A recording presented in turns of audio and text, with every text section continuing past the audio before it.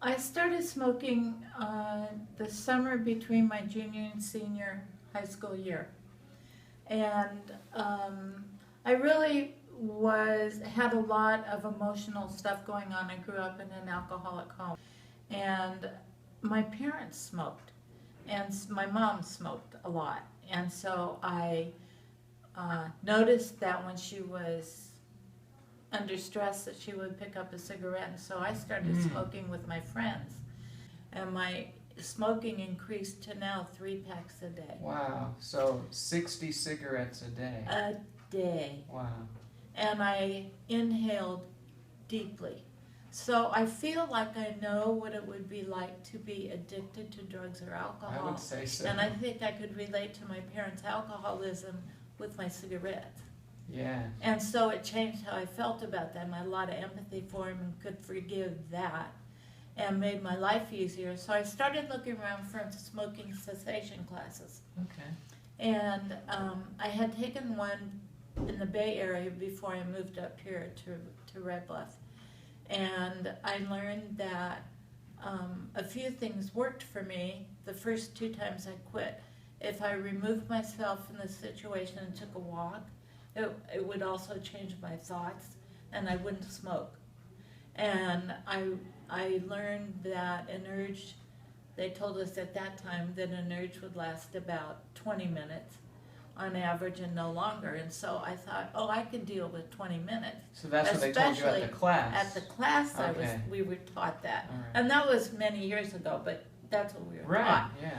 And so that helped me. And I was taking a jazzercise class, so I was exercising a little bit. That helped me. But I still was smoking. Okay. When we came back up to Red Bluff, a while later, my husband had a heart attack, and it was like, oh, we cannot smoke. I have to quit.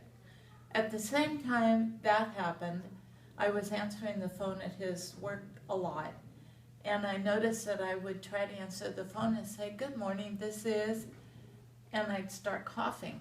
So as I inhaled, all the cilia, the little hairs in your throat or in your lungs were preventing me from completing a sentence. I absolutely could not complete a sentence. That's what 3 packs of cigarettes a day bought me. It was disgusting, and it was frightening. And it was the impetus that made me, I'm going to quit again. So I determined that was it. I would just say no more. So the next morning I took a shower, and I wasn't going to work until noon. So about 9 o'clock I was starting to think, I'd like to have a cigarette. Well, I'll take a walk. So I went outside and I took a walk. I didn't smoke at that time. I came back in, and I thought, I'll do the bills because it'll keep my mind busy. I won't think about cigarettes and smoking. So I was doing that, and this urge was overwhelming me. And I still today remember how that felt. It was like an hour later, I still wanted this cigarette. This urge. An hour. And it was only supposed to be later. 20 minutes. And I know it was an hour because there was a TV program on. Okay. And it started and finished, and I still had this urge while I was paying these bills. And I said, God, you've got to help me out here. I am not going to smoke today. So, and I kept paying the bills, but this urge, I finally went out, got my cigarettes, a pack of cigarettes. And I looked at them, and I said, oh, that was the answer, God. I went into my bedroom, and I knelt next to my bed, and I sort of made a deal with him. I don't know if we're supposed to do that, but that's kind of what I did with God. Okay, so you got down. So I got on my knees, and I said, I folded my hands, and I was really praying with all my heart. I was really begging in the form of a prayer. And I said, God, if you will please remove the bigness of this urge to smoke, I will do the rest of the work. I will pay attention to my urges. I will take a walk. I will change my thoughts. And I will hold you in highest esteem. And then I remembered, with God, all things are possible. Right then. At that moment. Wow. And I took my cigarettes and I put them between my mattress, just in case. Every addict might want one more. So I put them between my mattress, and I forgot that I even put them there. And from that moment on, I never had another cigarette. Wow. And I didn't even have a big urge to smoke. I mean, I knew that God had performed a little miracle in my life, and I was so grateful to His help and His holiness, because I couldn't do it by myself. I had tried, so many things. And when the patch didn't even work, it was like, what else is there? Well, what there is His goodness, because that's what He gives us, the grace to carry on.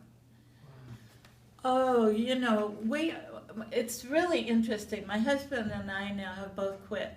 I really had that motivation too, because I didn't want him smoking after his heart attack.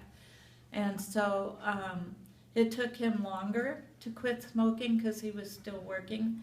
We sold the business and we bought a new home. And the first week we were in our new home, he was on his way to the grocery store and he said, "Is there anything I can get for you?"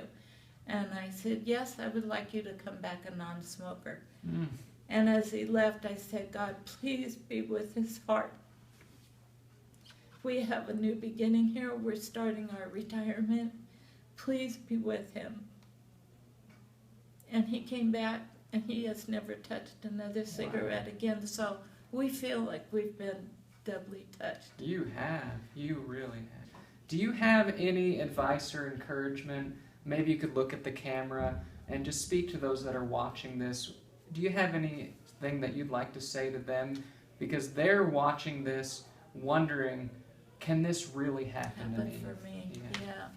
Well, I would like to say that, number one, don't ever give up. We had a gentleman, a truck driver in our smoking cessation class. He had tried 9 times, 9 years in a row, and he quit smoking, and I know that he is still a non-smoker. So I think it's really important not ever to give up. I also think that we can try lots and lots of methods and become more aware of why we're smoking.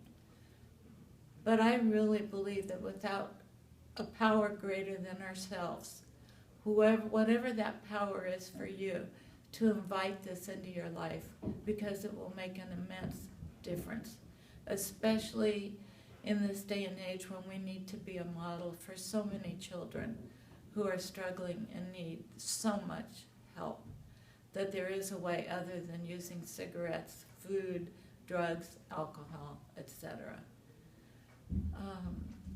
I struggle sometimes with sugar and food addiction myself, and when I remember to add I now bless each meal, and I bless the pills that I take for my leukemia. I ask God to watch over everything I do and say, and invite Him into my life every minute of every day. And I really believe that with all my heart, this is what's made the difference for me.